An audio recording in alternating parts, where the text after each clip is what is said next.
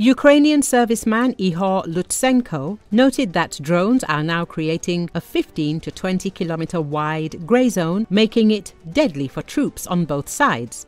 He added that the land corridor Russian forces broke through in southern Ukraine will become increasingly narrow and risky for them as this grey zone continues to expand. In Russia, along with the defense plan for Crimea, they are also developing a plan to attack the right bank of the Dnipro River, said the Ukrainian serviceman. As usual in the military, several scenarios are being prepared, but it's important to understand one of today's global trends. Our war is shaping the world's future, and the grey zone is expanding. This is a deadly area where neither Russian nor Ukrainian troops can survive. Drones kill everything there, and the zone now stretches about 15 to 20 kilometers. He said that the land corridor Russia painfully secured, the only real success of its so-called special military operation, will eventually lose its value. As the grey zone keeps expanding, the corridor will become increasingly narrow, cramped, and dangerous to use.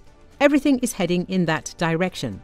If we don't slack off, Crimea, thanks to the progress of our weaponry, will be blocked. And once the Crimean Bridge is gone, Crimea will become an island for the occupiers. Summed up Ihor Lutsenko on Espresso TV.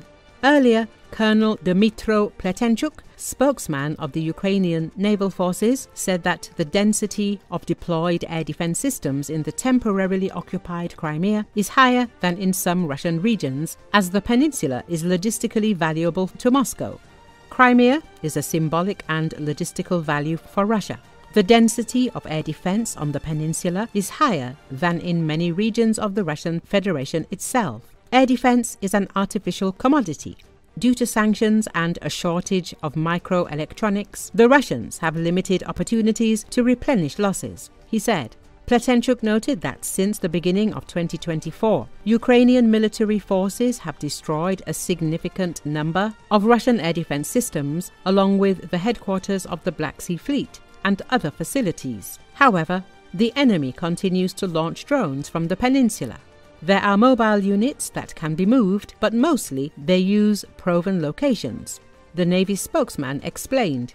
At the same time, he added that the main platforms for the Russian troops to launch UAVs remain Cape Chowder, Pivkivka, and the Kerch area.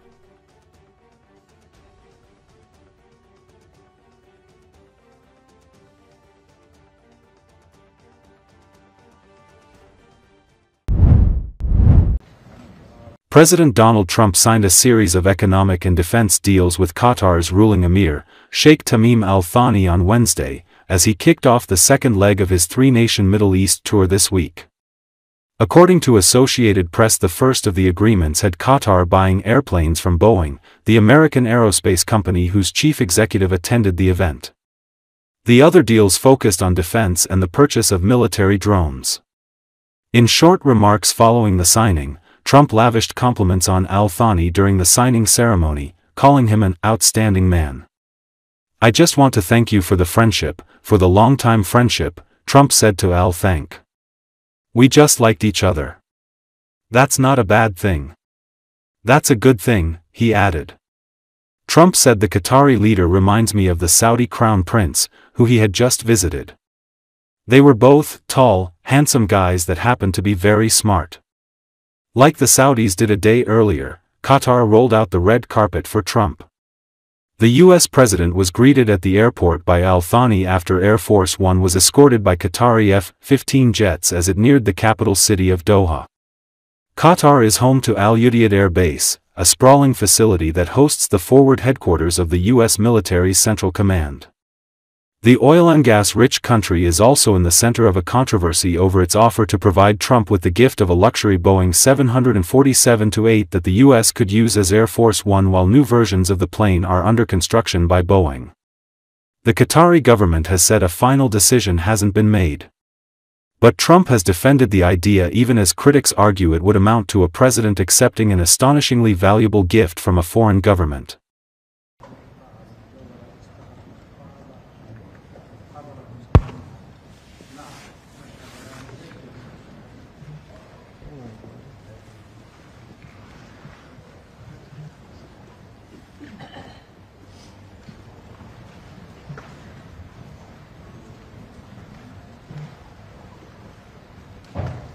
between the State of Qatar and the United States of America.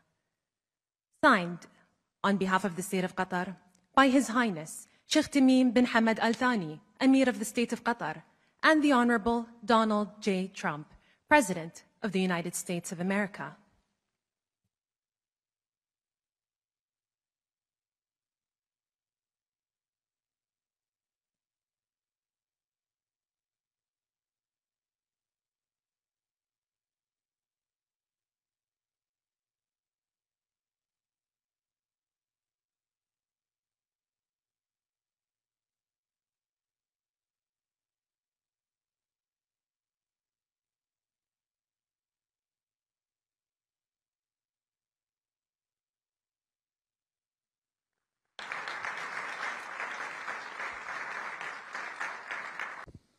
Thank you very much.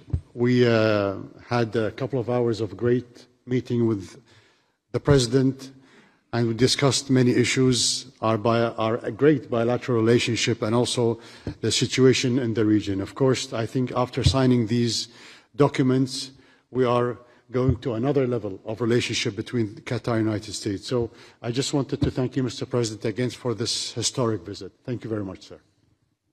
Well, thank you very much. And this has been a very interesting couple of hours. We discussed the world. We discussed Russia and Ukraine, where you've been a tremendous help in so many different ways. We certainly discussed Iran, where it's been really an interesting situation. I have a feeling it's going to work out. I think it's going to work. It's got to work out one way or the other. We know it's going to work out. But you were of great help. But I just want to thank you. We've been friends for a long time, long before politics. Well, for you it was politics. For me it wasn't, right? But we've been friends for a long time, and this is an outstanding man. He's a great man, and we're going to help each other. The United States is in a very strong position militarily. We have the best equipment anywhere in the world. You're buying a lot of that equipment, actually, and I think we're going to see some of it in action tomorrow. I just want to thank you for the friendship, for the long-time friendship. And again, long before any of this stuff, we just liked each other. That's not a bad thing. That's a good thing. But we always had a very special relationship. And we came from Saudi Arabia, where we have another great man over there that's a friend of yours.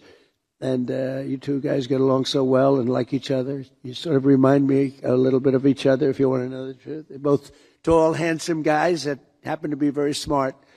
But he's also a very special guy, and it's good to see all the relationships forming in the Middle East, because the Middle East is really being talked about all over the world, and we're having a lot to do with it. We're helping a lot, but they're doing a tremendous job.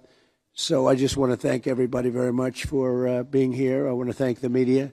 The media has been very fair, actually, and it's a great honor to be with you. This is, you take a look at this room. This room is the real deal. That's called white marble. It's very hard to buy. Believe me, I know very well, because you try to buy it, you can't buy it. And you just take a look at what you have here. It's been incredible what you've been able to build as a nation. And we're with you all the way, and you know that.